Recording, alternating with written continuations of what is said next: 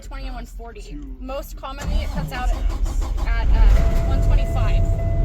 So this is going to help you with doing the air brakes section, okay? So right now I've got low air on, but that's because I just emptied all the air out of it. So we're going to bring the air up until the governor cuts out. So we've got two air gauges right here. You have primary and secondary. So that means that you have a dual air brake system. Well, commercial vehicles all are going to have that. So that means you've got a set of air tanks, lines, and so on for your front of your truck, and you have another one for the rear brake system of the truck. This is how you're monitoring your air pressure while you're driving for your brake system, okay? So we're just gonna help it build up the air pressure real quick here. And we're gonna watch, make sure those lights shut off. And we're gonna be listening for the governors to cut out. Now the governor, what that is it controls when the air compressor starts and stops pumping air into your air tanks. 5 yards of medium arc, please. So this is just gonna take a minute. And you'll see the primary is building up faster. At some point this is gonna stop and the secondary is gonna catch up to it.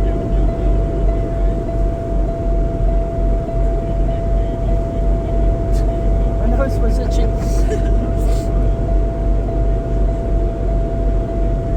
You just got your foot on the brake to do that, or what are you doing? I'm on the throttle. Foot on the throttle. You gotta build up the pressure.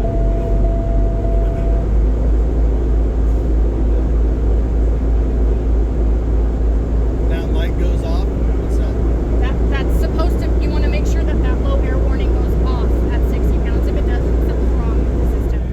So once we get through this part of it, I will go through how to identify when that low air warning is coming on, what it's for, so that it'll make more sense in a second. Okay, so as you can see, these are in 10-pound increments on your gauges. When you hear that sound, you'll hear it soon, of when the governor cuts out, meaning that the air tanks are full. Okay, so that's the governor cutout. That means that your air tanks are full, so it's going to stop charging air. What we're going to do now is check the air, governor's cut in. So that means while you're driving, you slow down and stop periodically. It's going to utilize some of the air that's in the system.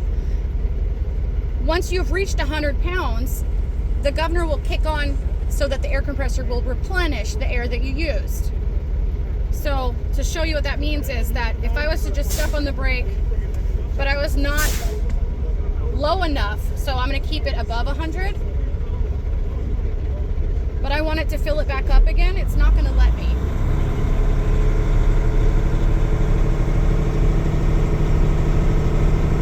Shouldn't Because have it let already has enough. me. Well, shouldn't have let me. Right, this truck is Essentially. special. So, but yes. Automatic. This is a problem right there.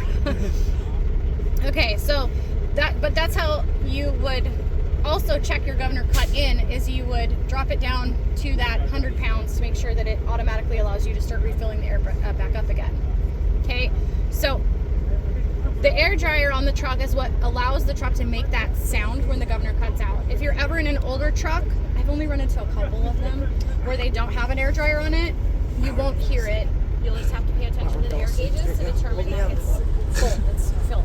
Okay, so now the next thing that we're going to do is I'm going to show you how you would determine the maximum leakage rates. Okay, so this would be considered a straight truck right now because we're not connected to a trailer. All right, so what you would do, you pull out phone, set it for 1 minute. Now, if you were to do the static test, no brake applied, feet flat on the floor, we would push in this parking brake.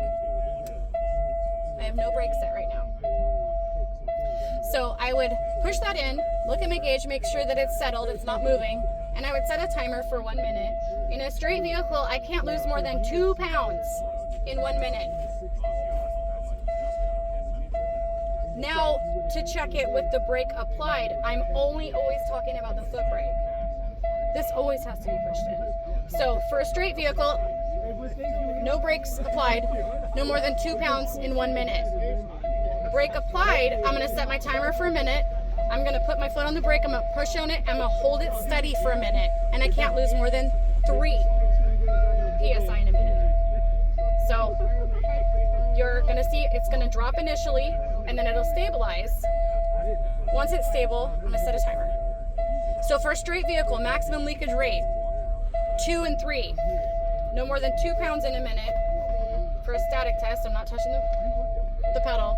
Brake applied, 3.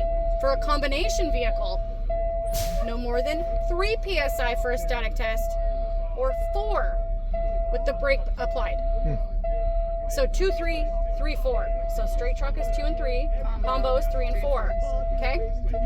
Now, the next thing that we're gonna check, we wanna make sure that that low air warning comes on. What that low air warning is telling you is that once you hear it, you only have a short amount of time before your emergency brake sets, whether you have control of it or not. This is meant to check your emergency system to make sure that they're activating the right pressures, simulating a loss of air while driving. Okay? So we're gonna test that now. We're just gonna fan this brake pedal, and that low air warning needs to come on by 60 pounds.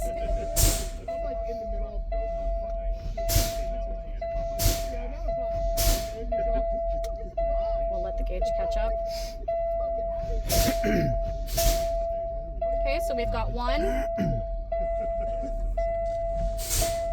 They're both on, and it's telling you, came on, 60 pounds. So that part is warning you at the correct pressure. If it's under that, you want that to be fixed because you want as much of a warning as possible to be able to pull off the road. The next thing we're checking is that the emergency spring brake sets at the right pressure, and that's between 20 and 45 pounds. So if your warning comes on at 60, when that pops out, there is nothing you can do, whether you're going 50 miles an hour or 10. Damn. So when you hear that, you get over, but we want to make sure that's working at the right pressure. So this needs to pop out between 20 and 45 pounds. So we're going to continue fanning the air out until that knob pops out. So if you're on the freeway driving, like hitting the brakes over and over like this, You could potentially dump your air sewer, the air compressor can't build it back up fast enough. and then that'll engage. It could. Shit.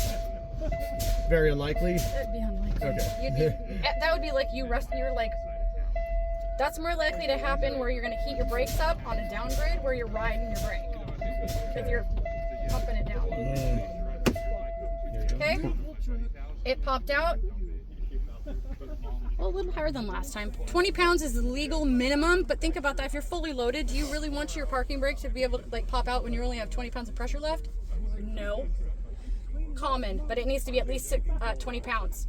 But that's how you check that the emergency spring brake is activating at the right pressure. Okay, so I wanted to be able to cover this with you guys before we went through it in the classroom, because otherwise it's going to be really confusing if you're not familiar with any of it. Okay. All right, so all of you guys can go back. I'm going to make sure that I go through it with everyone. Then